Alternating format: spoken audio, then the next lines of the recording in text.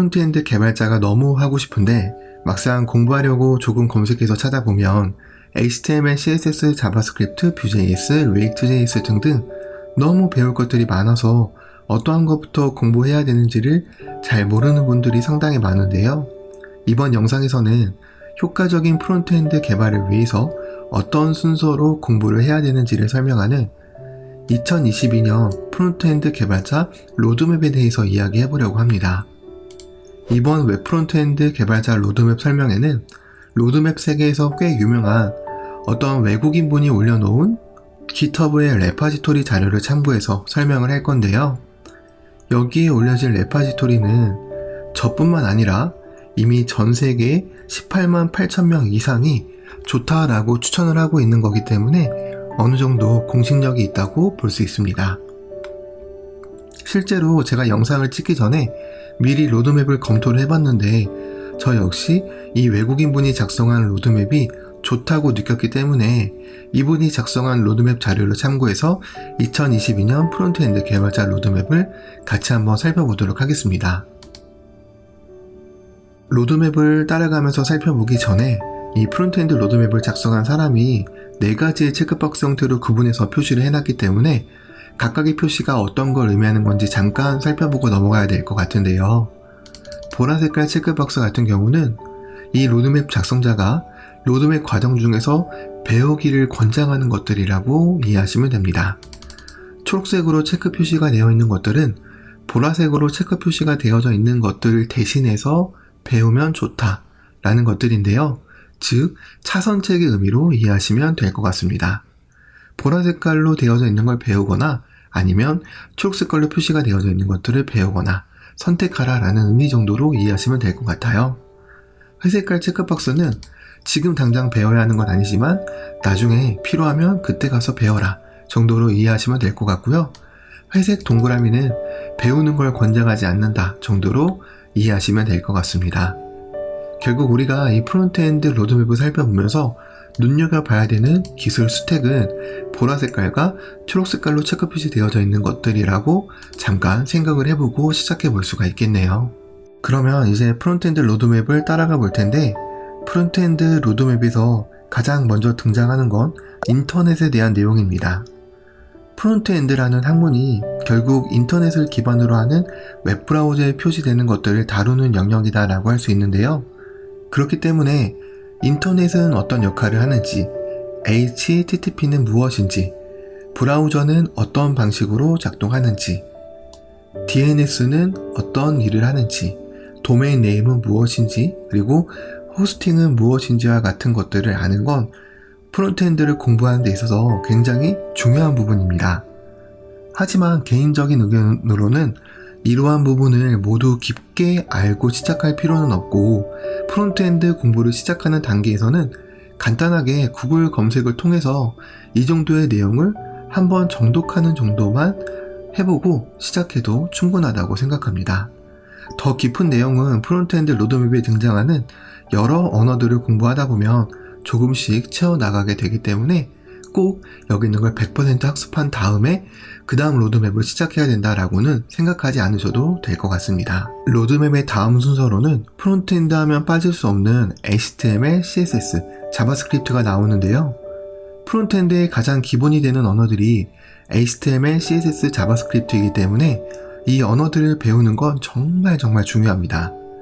저는 모든 공부에는 기본이 가장 중요하다고 생각하는 편인데요. 그러한 점에서 이 세 언어를 탄탄하게 배우고 넘어가는 걸 꽤 중요하게 생각하는 사람 중 하나입니다. 공부를 하는 순서는 여기 나와 있는 것처럼 HTML, CSS, 자바스크립트를 순서대로 배우면 되는데요.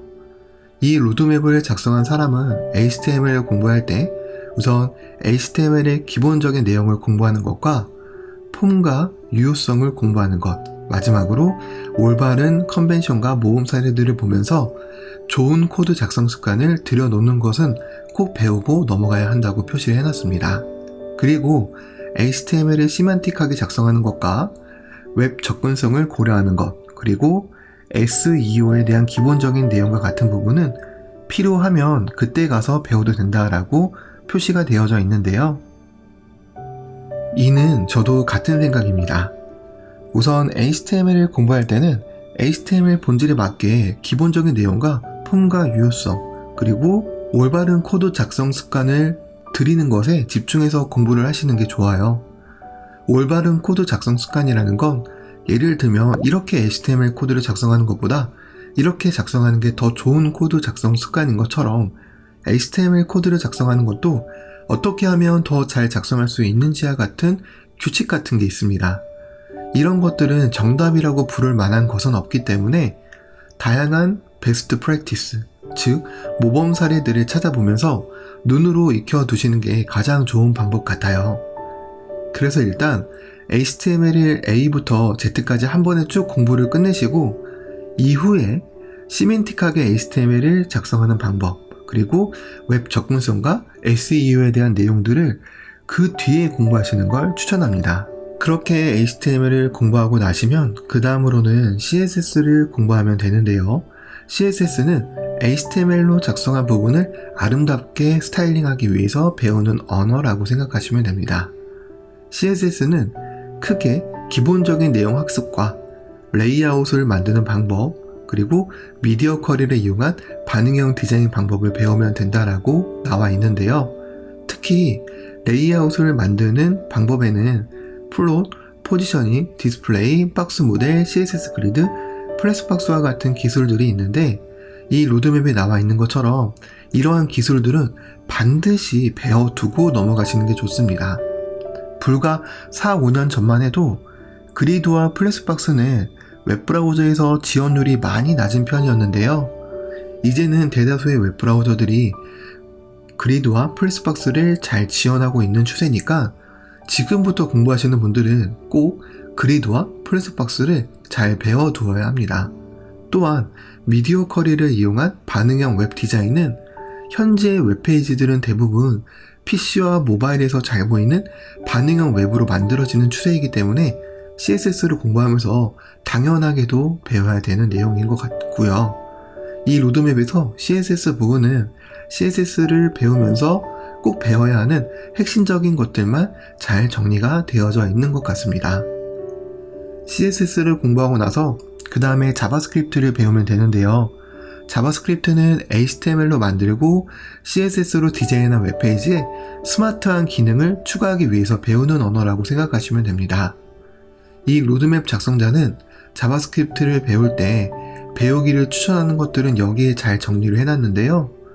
내용을 간단히 살펴보면 기본적인 문법과 구문을 배우고 돔을 조작하는 방법을 배우며 패치 API와 AJAX 기술을 배워야 한다고 되어 있습니다.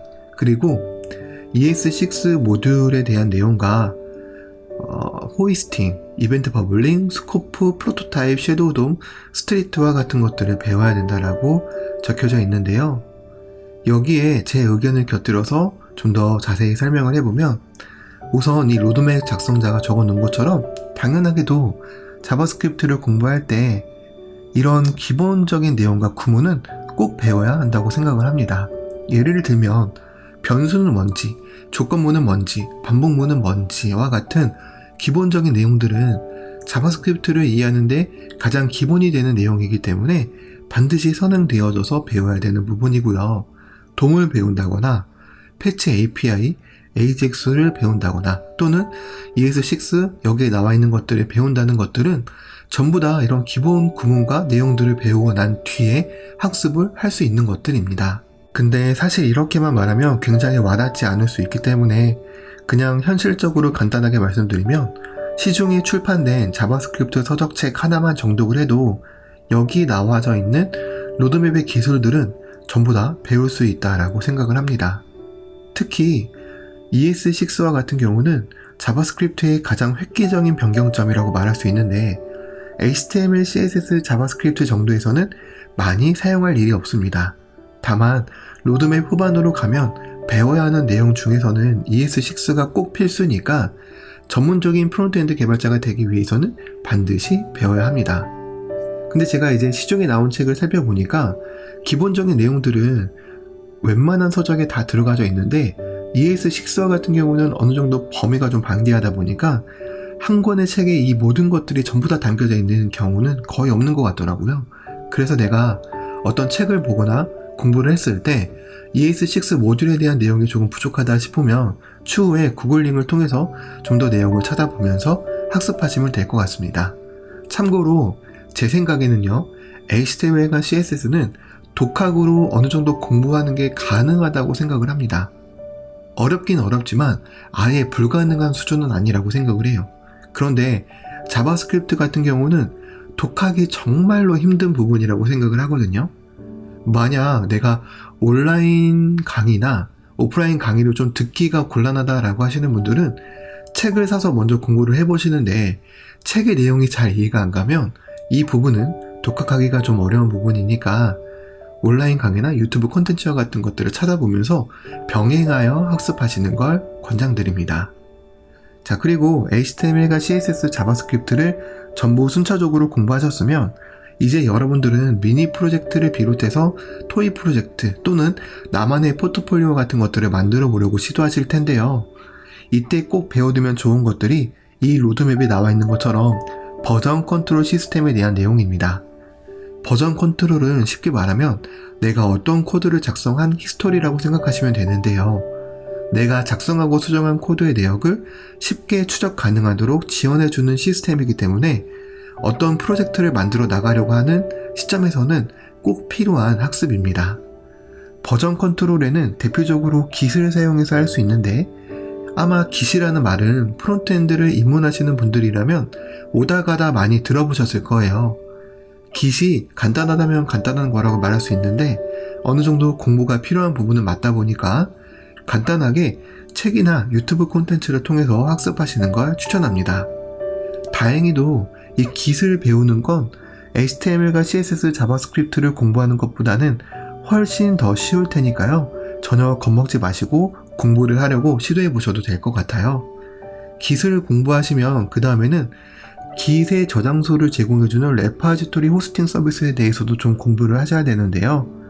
쉽게 말하면 레파지토리는 윈도우의 폴더와 같은 개념으로 이해하시면 될 것 같습니다. 프로젝트별로 레파지토리를 따로 만들어서 코드를 각각 따로따로 관리하는 건데요. 레파지토리를 제공해주는 호스팅 서비스로는 대표적으로 GitHub, GitLab, 비트버킷과 같은 것들이 있습니다. 저도 이 로드맵에 나와 있는 것처럼 GitHub, GitLab, 비트버킷 중 GitHub를 꼭 배워야 한다고 생각을 하는데요. 비트버킷 같은 경우는 과거에 GitHub가 비공개 레파지토리를 제공하지 않았을 때 비트버킷은 유일하게 비공개 레파지토리를 제공했었기 때문에 많이 사용했었는데요. 이제는 GitHub도 비공개 레파지토리를 사용할 수 있게 되면서 이제 저는 더 이상 비트버킷은 사용하지 않습니다. 그래서 여러분들에게는 이 비트버킷을 배우라고 추천해 드릴 수는 없을 것 같아요. 이건 굳이 안 배우셔도 되고 GitLab 같은 경우는 GitHub와 굉장히 유사하지만 코드를 유지보수하고 배포하는 면에서 GitHub보다 GitLab이 더 유연한 부분이 많기 때문에 아마 취업을 하신 회사에서는 GitHub보다는 GitLab을 사용하는 곳이 많을 수도 있어요. 하지만 GitHub와 GitLab의 사용 방법에서는 큰 차이가 나는 부분은 아니기 때문에 프론트엔드 공부를 시작하는 단계에서는 우선 GitHub만 공부를 하셔서 Git을 이용해서 레파지토리 관리를 하는 걸 연습하시면 될 것 같고요. 추후에 내가 회사에 들어갔는데 거기서 GitLab을 사용하고 있다라고 한다면 그때 잠깐 살펴보셔도 GitHub를 다룰 줄 안다면 쉽게 배울 수 있을 거라고 생각을 합니다. 자, 이 로드맵에서 여기까지 살펴본 내용들을 전부 다 학습하셨다고 한다면 우리가 흔히 웹 퍼블리셔라고 부를 수 있는 직군에 지원할 수 있는 최소 스펙을 갖췄다라고 말할 수가 있습니다. 적어도 HTML, CSS, 자바스크립트, 형성관리 툴 및 서비스 등을 배워야지만 프론트엔드 직군의 시작이라고 할 수 있는 퍼블리셔의 최소 조건이 되는 건데요. 여기에서 뒤에 이어지는 로드맵의 내용을 학습하면 학습할수록 퍼블리셔라는 직군을 넘어서 좀 더 전문적인 프론트엔드 개발자의 역량을 갖춰 나가는 거라고 생각하시면 될 것 같습니다. 그럼 이제 뒤에 있는 로드맵에 대한 내용은 여기서 설명하면 더 내용이 길어지니까 우선 이번 영상은 여기서 끝내는 걸로 하고요. 이 뒤에 있는 로드맵에 대한 내용은 다음 영상에서 이어서 설명을 하도록 하겠습니다.